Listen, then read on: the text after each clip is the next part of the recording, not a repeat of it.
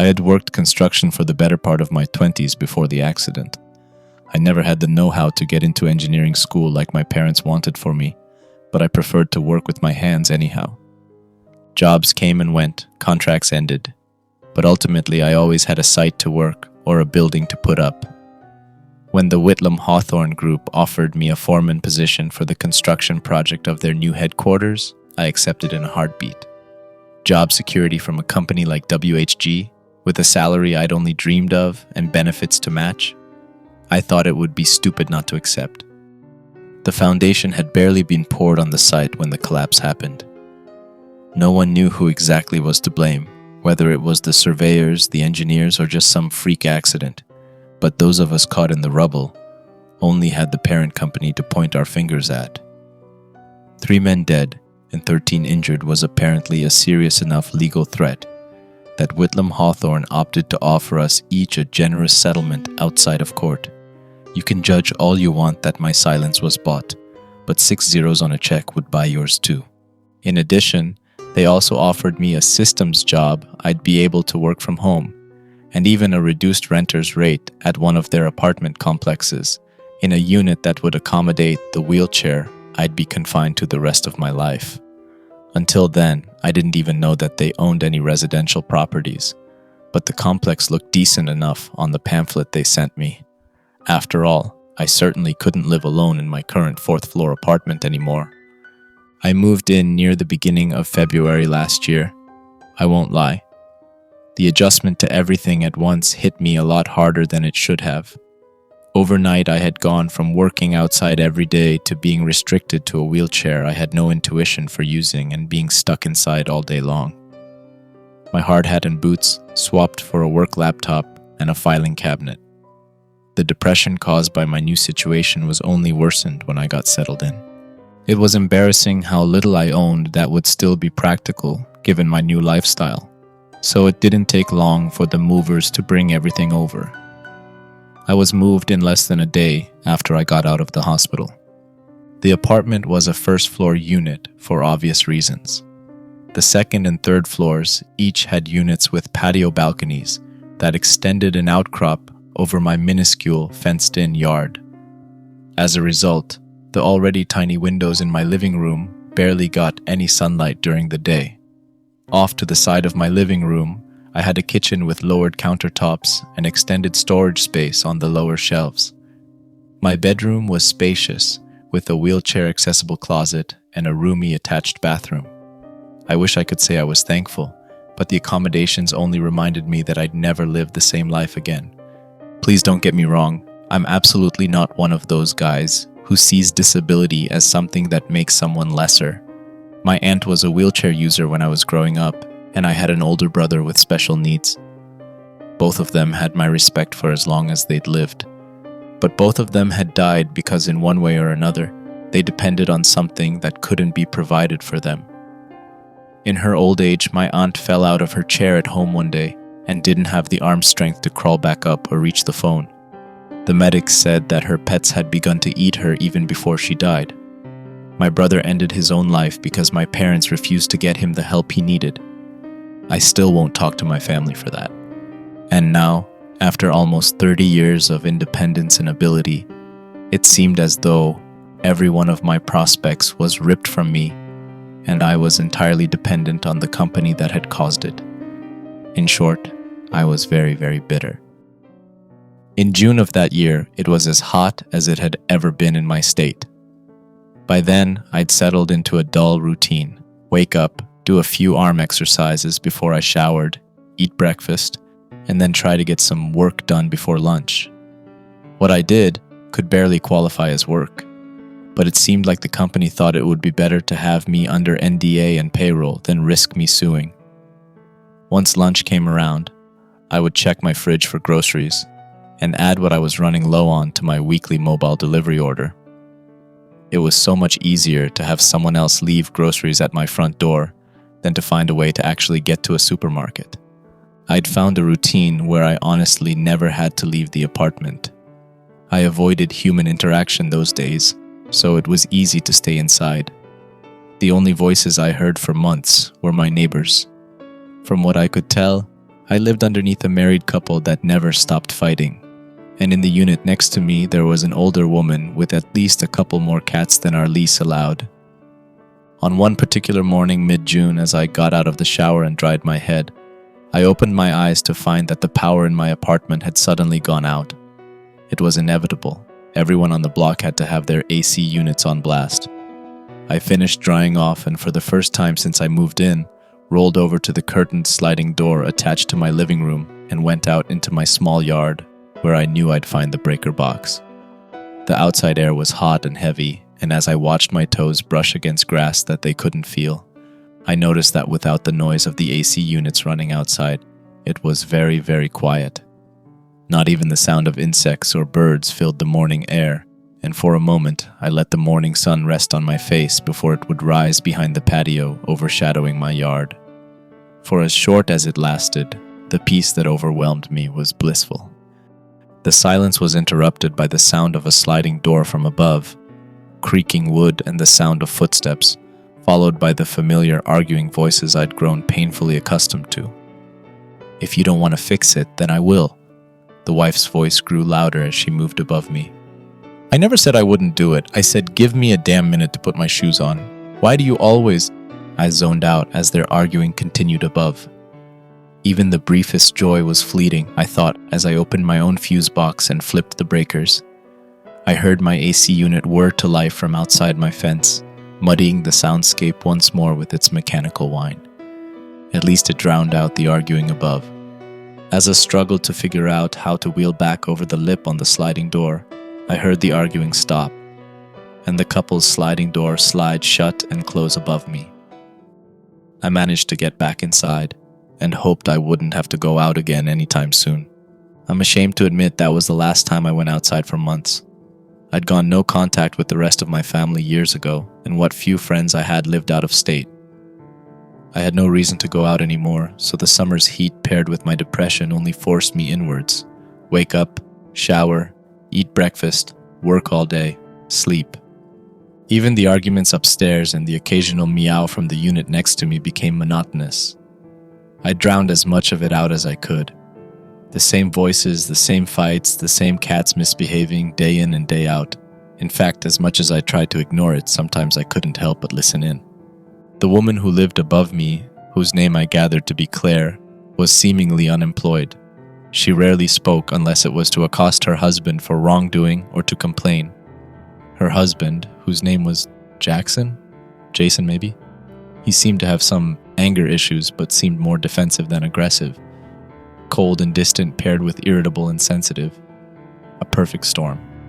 I never gathered the cat lady's name. Instead, I became very familiar with Greta, Priscilla, and Tom. Every day the woman would try to quiet Tom for crying too loud for food, and sometime in the afternoon she would accost Greta and Priscilla for fighting over a nap spot in the sunbeam. Having natural sunlight enter the room sounded like heaven. The voices were my only human connection. It was mid-September, when I attempted to clear my throat of my developing allergies, that I realized I hadn't heard my own voice in months. I cried myself to sleep that night, feeling more alone than I'd ever been. By October, the isolation became unbearable. I found myself listening to the voices more than I ever had wanted to, quieting my apartment as much as possible just to catch them when I could. The same fights, complaints, meows. They became my friends, my comfort. One night, out of some sense of desperation, or maybe just a form of entertainment for myself, I started responding. It wasn't much at first, just a quiet whisper in response to Claire's complaints. When I heard her hiss, "You never listen to me," I whispered, "I'm listening." When Jackson or whatever his name was, sighed and muttered, "Christ, I can't do this," I chucked and stuttered out a quiet, "Me neither." I don't know why I kept it up. Maybe just to hear my own voice. Maybe because, in a pathetic way, it made me feel like I was connecting with someone. I knew it was stupid and illogical, but it made things feel just a little less empty. It became a kind of game for me. Each night, I sat in the dim light of my apartment sipping from one drink too many, and I listened. I let their words become ours. The fights, the meows, the mild chit-chat. When Claire snapped, "You never take me seriously anymore," I whispered. Of course I do. When the old woman called out to Tom, scolding him for knocking something over, I grinned and mumbled, "Bad cat." It was more than a game, it was all I had. Then about a week after I'd started, I noticed it for the first time. Claire had just shouted, "For once in your life, admit that I might be right." I responded instinctively, "Why should I when you're wrong?" Before I could finish my words, from above, her husband's voice exclaimed back to her, "But why should I when you're wrong?" I paused. For a minute or so, I sat intently listening. I knew her words had sounded familiar, but had I heard them have the same argument before? I brushed it off at first. Of course it sounded familiar. I'd been listening to their fights for months. I'd probably heard them bring up the same talking points 100 times, often enough that, subconsciously, I probably just knew what he was likely to say. But then, the next day, it happened again. "Is it that hard to get my car's registration done? I've been overdue for almost a week," Claire snapped. And I knew for a fact that I had heard that before. Not just something like it. Those exact words, in that exact tone, in that exact order. That in itself could have been explainable, except the first time I'd noticed it had been in August. Her registration hadn't been expired for a week at this point. It had been almost 2 months. I turned off my AC and listened harder. My heart thumped against my ribs. "If it's no big deal, why can't you go get it done for me?" There. She'd said that part too, I thought.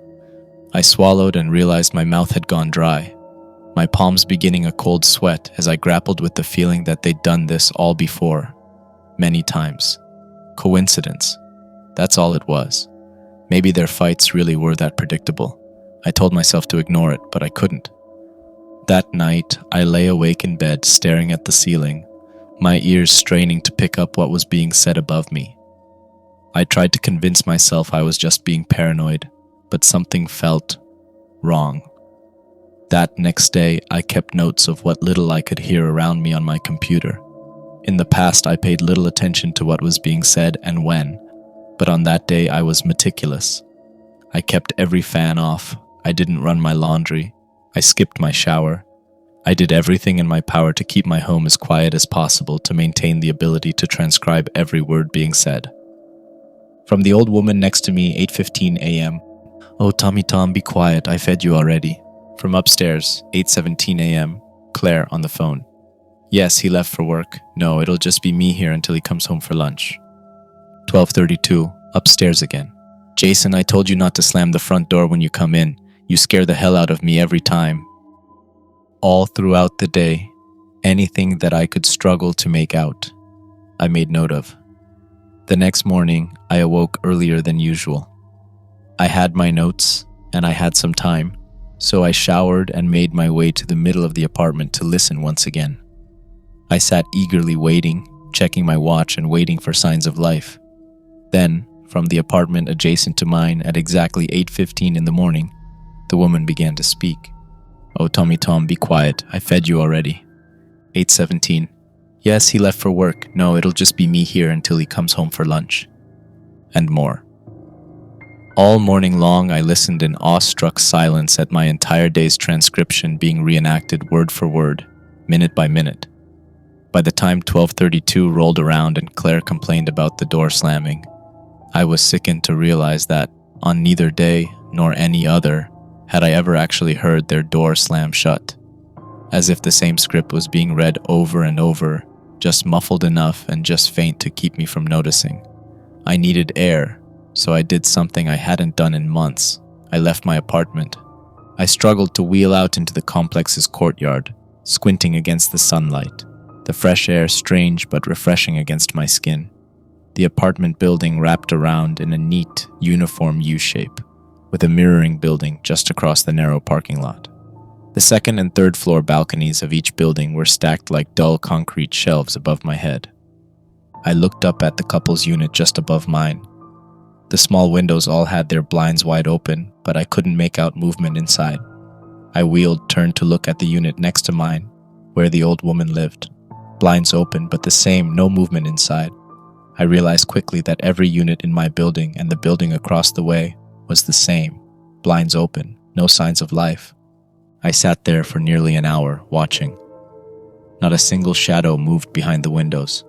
No doors opened. No one entered or left the building. The silence pressed against me as I realized that not only were there no people visible to me, there was no movement at all. No birds, no passing cars, no distant voices from other tenants, just the wind and the faint mechanical hum of the AC units. Living isolated will do strange things to your mind. It'll make you keep track of things that societal norms would normally remind you of, but it also makes you ignore glaring truths right under your nose. It wasn't until I sat there, utterly confused, that I suddenly realized that I had never seen my neighbors. Not once. Not leaving their doors, not in the parking lot, not on their balconies, despite hearing their voices out there almost every night. I hadn't even spoken to anyone in person when I moved in. I'd filled out all of my paperwork online, and I had been driven here by a company vehicle when the movers said they'd brought everything over. A sick feeling crept into my stomach. I had lived here for 8 months. 8 months of hearing these people argue, of hearing the woman behind me talk to her cats, and I had never once seen another human being in the flesh. The implication had barely begun to set in when, almost in reaction to my realization, the blinds in the apartment next to mine suddenly closed shut. They were followed only a few seconds later by those belonging to the unit upstairs, and in almost a cascade, all of the open blinds for every unit in the building were closed. I moved faster than I ever had in my chair. I wheeled quickly out of the little courtyard and into the parking lot street. Surely there had to be a leasing office somewhere nearby. As I reached the lot, I looked both ways and saw only rows and rows of identical buildings, the blinds on each slowly closing, the movement rippling away from me for what seemed like miles of units. I had never realized the scale of the complex. As I hustled to find any building that stuck out, I noted that I still saw absolutely nobody. Empty cars parked in lots, bicycles leaning against fences, varying patio furniture, even children's toys left on sidewalks as though they'd be returned to shortly. All signs of life, but without any life at all to be seen. After about 20 minutes of searching for any indication of an office, I returned to my home. My arms were exhausted from moving more than I had in a long time, and I knew I couldn't keep searching forever. I made it back to my unit not long after. With the surrounding windows blocked from view by obtrusive blinds, my home felt bleak, solitary among the rest of them.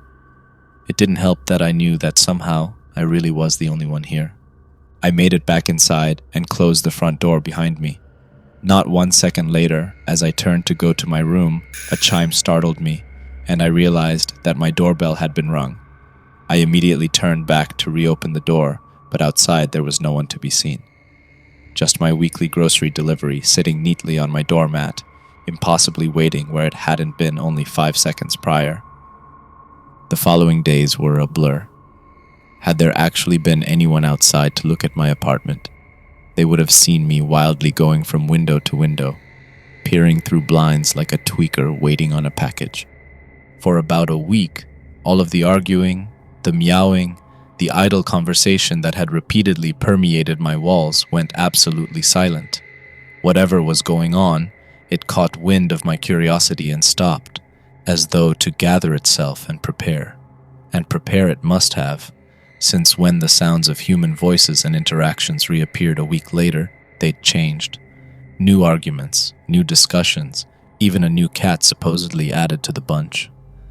The second day that the voices were back, I noticed that they were different from the day before.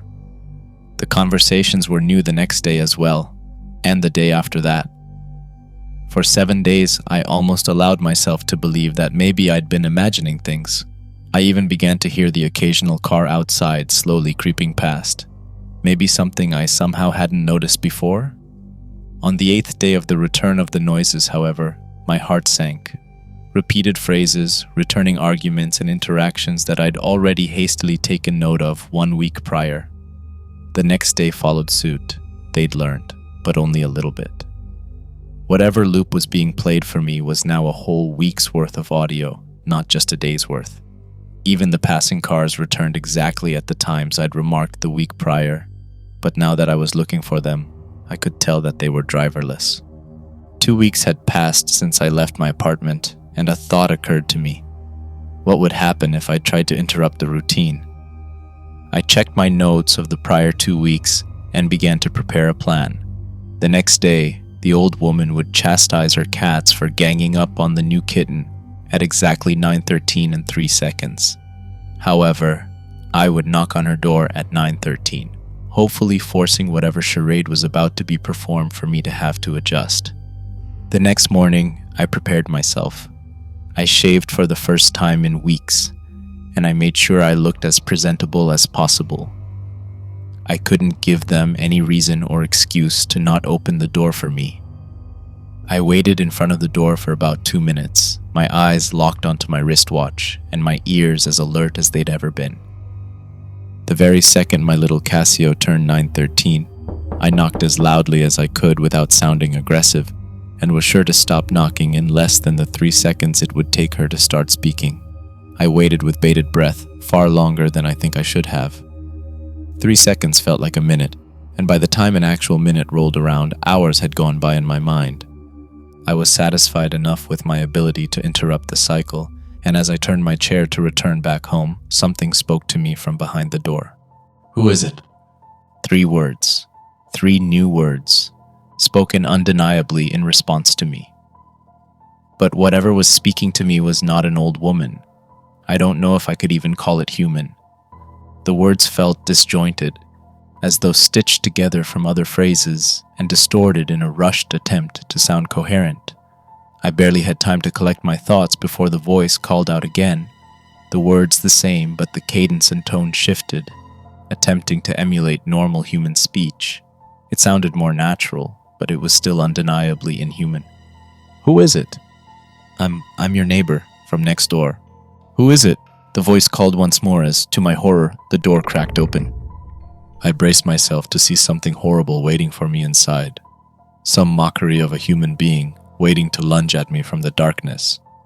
But darkness, inky black and concealing, was all that greeted me from behind the door.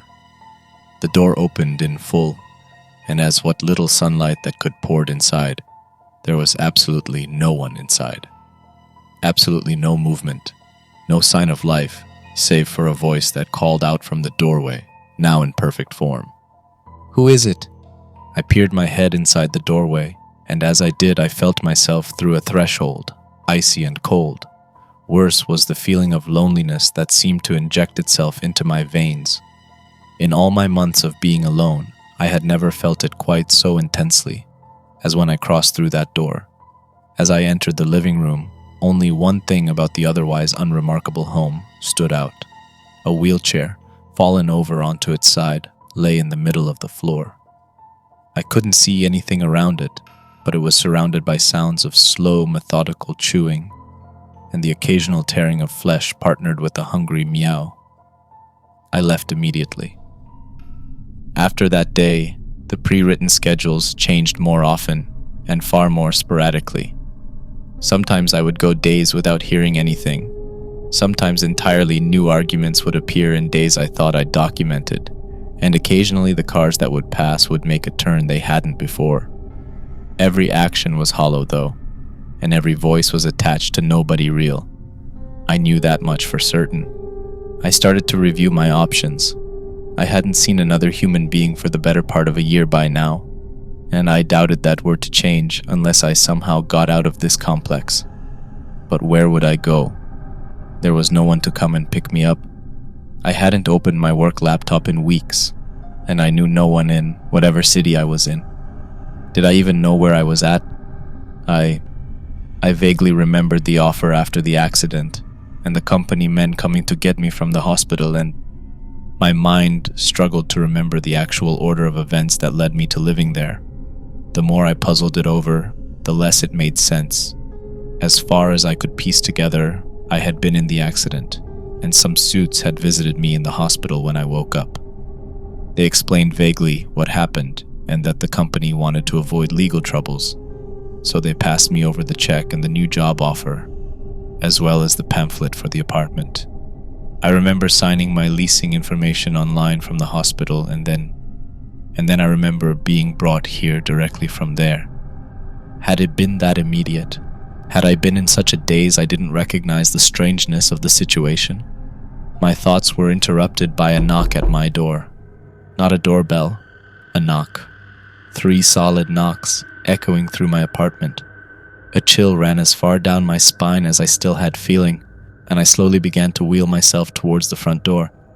I stopped in the kitchen to grab a knife on my way. Who's there?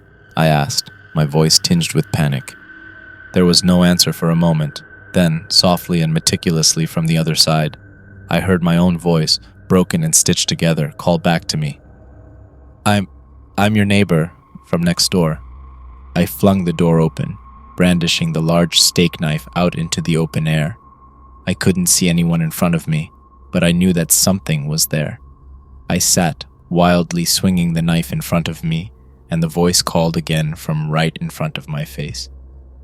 I'm your neighbor from next door. There was a shimmer in the air, a glint of sunlight, a distortion outlining a shape that was unambiguously humanoid, and it was entering the threshold of the door, slowly creeping towards me. This was my only chance. With all the strength I could muster, I hurled the knife towards the no one in my entryway, and as it passed through the glimmering shape, I knew so could I. I pushed myself towards the no one, and as I entered its form, a cold I'd only ever felt once before shot through my veins. The icy sting sought to freeze me in place, and the empty solitude that pressed in around me should have taken all the steam out of me. But I didn't let it. I could feel it now. It was real. It could be escaped. I made my way through the form, and looked back as it turned towards me, its non-existent unbeing making haste to attempt to swallow me up once more. I was faster than it though, and as I turned the corner out of the courtyard into the street, I forced myself to ignore the burning of my arms and kept pushing myself onward. As I rolled as fast as I could, I looked at the identical buildings surrounding me. Through every blind, through every cracked door, there was nothing and no one watching me. I felt eyes, hungry and jealous, piercing me from all sides. No one was trying to keep me here, but I wouldn't give it the satisfaction.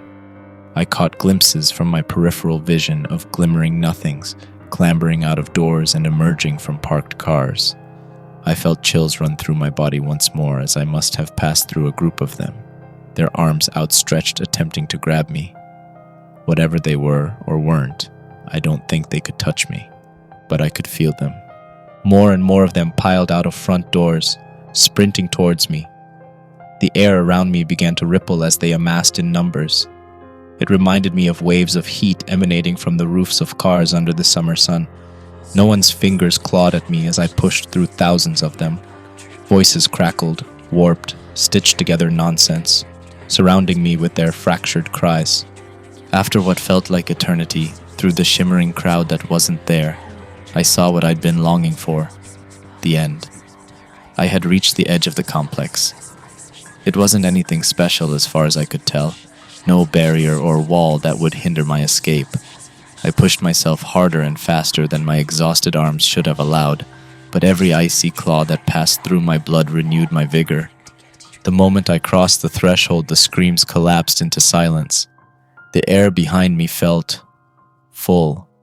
No empty frozen fingers, no warped voices, no nothing. I didn't dare look back though, not yet. I looked out ahead of me and had never been more relieved to see a shitty Dollar General in my life. I cried sweet tears of joy when I laid eyes on a struggling jogger, fat, sweaty human. I rolled over the crosswalk and came to rest at the bus stop across the street. I finally let my aching arms rest, and they collapsed to my sides. I sat for a moment, tears rolling down my cheeks and reeking of sweat and body odor. I must have looked insane even to the scraggly homeless man that sat on the bench. But Elle didn't care. He would never know it, but I loved him simply for being there. I eventually found my strength and wearily turned my wheelchair towards the complex that had entrapped me for a year of my life. I don't think I'll ever be able to explain what I saw. Before me lay an unassuming dirt lot. not larger than a football field. Unattended construction equipment lay dormant, and a porta potty lay toppled and vandalized in the back corner. Surrounding the perimeter of the lot was a chain-link fence. A land development sign stood at the perimeter, its red letters crisp and clean as if freshly posted. Beneath an artist's rendering of a sleek new building, the words, "Coming soon, Whitlam Hawthorne Research Complex." Hello there, thank you for watching. This story was a bit more slow-burning and mysterious.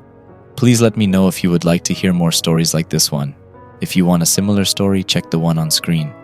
Lastly, if you've enjoyed the video, don't forget to like and subscribe. Stay creepy and see you in the next story.